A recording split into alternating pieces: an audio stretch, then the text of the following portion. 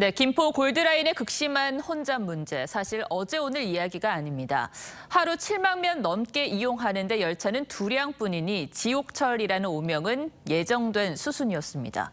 어쩌다 이 지경까지 왔는지 경제부 송병철 기자와 따져보겠습니다. 송 기자, 열차가 2량, 그러니까 2칸뿐이라는 거죠. 왜 이렇게 적습니까? 네, 당초 김포 골드라인은 3량짜리 열차로 계획됐습니다. 당시 시의회에선 인구가 늘어날 테니 4량까지 늘리자고 했었지만 최종적으로 2량에 그쳤습니다. 사정을 알아보니 국비를 받아 크게 지으려면 예비 타당성 조사도 통과해야 하고 절차가 복잡한데요. 그러다 보니 시 자체적으로 가능한 범위에서 짓다 보니 단 2량짜리 열차가 나오게 된 겁니다. 그렇군요.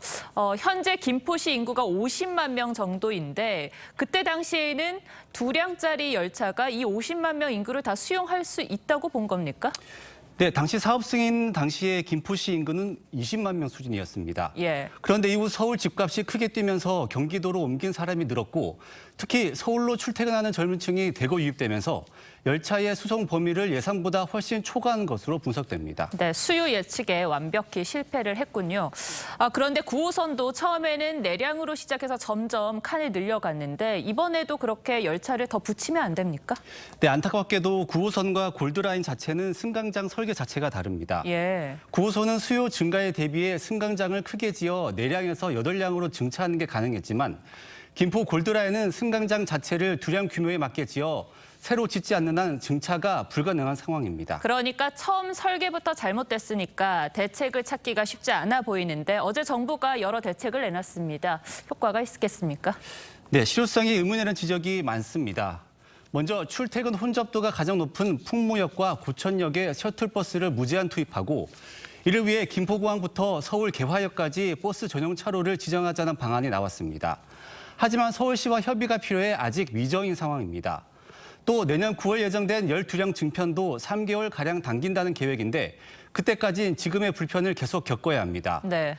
여기에 김포와 한강공원 선착장 사이를 운행하는 수륙 양용버스 도입과 5호선 연장, GTX-D 조기 개통 등도 검토하는데 이 역시 먼 얘기입니다.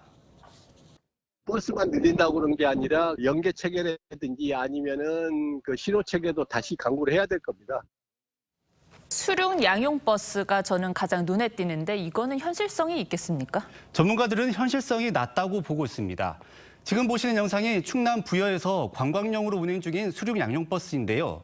운행을 위해선 자동차, 선박과 관련된 법을 모두 충족해야 하고 운전사는 대형 운전면허와 해기사 자격증도 갖춰야 합니다. 네. 또 날씨 제약이 많은 데다 안전 우려가 크고 한 번에 수송할 수 있는 인원도 40명에 불과해 과연 교통수단으로 활용이 가능할지 의문입니다. 네, 당장 이 적정 인원만 탈 수 있도록 돕는 이른바 커팅맨을 배치한다고 하는데 이것도 땜질식 대책이죠. 그러니까 초반 도시계획을 하는 행정이 얼마나 중요한지 이번 사태를 통해서 알 수 있는 것 같습니다. 네, 잘 들었습니다.